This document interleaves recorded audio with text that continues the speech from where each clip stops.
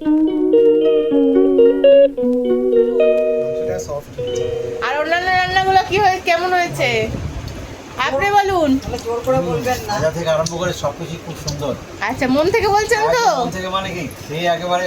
Good afternoon বন্ধুরা, আজ চলে এসেছি ভাইফোঁটা স্পেশাল ভিডিও নিয়ে। হ্যাঁ জানি তোমরা ভাবছো যে এতদিন পর আবার কেন ভাইফোঁটার ভিডিও। অনেকটা লেট আপলোডের জন্য অত্যন্ত দুঃখিত। তো মা প্রতি বছরই মামাকে ভাইফোঁটা দিয়ে থাকে। সো এই বছরেও স্পেশাল দিনের সব লাঞ্চের খাবার দাবারের বানানোর দায়িত্ব মা আমার ওপর দিয়ে দিয়েছিল। অবশ্য মা আমাকে অনেকটাই হেল্প করে দিয়েছিল, তাই আমি চটপট করে তাড়াতাড়ি রান্না শুরু করে দিয়েছিলাম। প্রথমেই কড়াইয়ে তেল ভালো করে গরম করে তাতে সামান্য হলুদ আর নুন দিয়ে তার মধ্যে একে একে মাংসের আলু এবং 5 রকমের ভাজা সবজিগুলো আলাদা আলাদা করে ভেজে নিয়েছিলাম, সব রান্না তাড়াতাড়ি কমপ্লিট করতে পারি। তারপর ভাজাভুজি শেষ হলে পটল চিংড়ি করার জন্য ফার্স্টে চিংড়ি মাছ ভেজে তুলে রেখেছিলাম। আলু ও পটল ভেজে ভালো করে ভেজে নিয়ে আলাদা করে তুলে রেখে কড়াইয়ে তেল গরম করে সামান্য নুন দিয়ে কুচো পেঁয়াজ, টমেটো, আদা রসুন বাটা, পেঁয়াজ টমেটো বাটা আর কাজু চারুমগজ পেস্ট দিয়ে ভালো করে কষিয়ে নিয়ে আগে থেকে ভেজে রাখা পটল আর আলু দিয়ে আবারও মশলার সাথে মিশিয়ে কষিয়ে নিয়েছিলাম। তারপর কিছুক্ষণ নাড়াচাড়া করে পরিমাণ মতো গরম জল অ্যাড করে নিয়ে নাড়িয়ে চাড়িয়ে চিংড়ি মাছ দিয়ে ফুটতে দিলাম। তারপর শেষে নামানোর আগে গরম মশলা উপর থেকে ছড়িয়ে দিয়ে নামিয়ে নিলাম। তারপর পালা মাছের ঝালের। প্রথমে তেলাপিয়া মাছ ভেজে তুলে রেখে কড়াইয়ে মশলা কষিয়ে অল্প গরম জল ঢেলে ফুটতে দিলাম।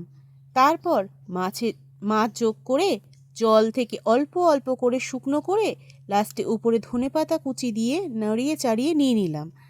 তারপর কড়াইয়ে পেঁয়াজ, অল্প থেতো করা রসুন, মাছের মাথা দিয়ে ভেজে আর কাজু কিশমিশ থেকে সেদ্ধ করা ডালের মধ্যে দিয়ে নুন, অল্প চিনি, হলুদ, জিরে ধনে গুঁড়ো দিয়ে মিশিয়ে ফুটিয়ে নামিয়ে নিয়েছিলাম।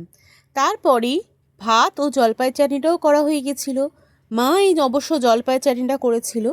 সবার শেষে বসেছিলাম মাটনটা, যেহেতু মাটনটা হতে একটু সময় লাগে, তাই মাটনটা সেদ্ধ করে প্রথমে মশলায় কষিয়ে তারপর আলু দিয়ে কষিয়ে আবারও জল অ্যাড করে নিয়ে ঘন ঘন ঝোল রেখে নামিয়ে রেখেছিলাম। এই এত কিছু রান্না করতে আমার সেই লেট হয়ে গেছিল। কেমন খাচ্ছেন? ভালো হয়েছে, মাংসটা সফট হয়েছে। ভালো হয়েছে? আপনি বলুন। দাঁড়ান, আপনি বলুন। মাংসটা সফট হয়েছে। আর অন্যান্য রান্নাগুলো কি হয়েছে, কেমন হয়েছে আপনি বলুন। জোর করে বলবেন না। ভাজা থেকে আরম্ভ করে সবকিছু খুব সুন্দর। আচ্ছা, মন থেকে বলছেন তো? মন থেকে মানে কি সেই একেবারে তৃপ্তি। আচ্ছা সব নিয়ে করেছে। আচ্ছা, আপনি বলুন। আমি তো ডাল আর এই খাচ্ছি। চিংড়ি মাছের তরকারিটা খুব ভালো লাগছে।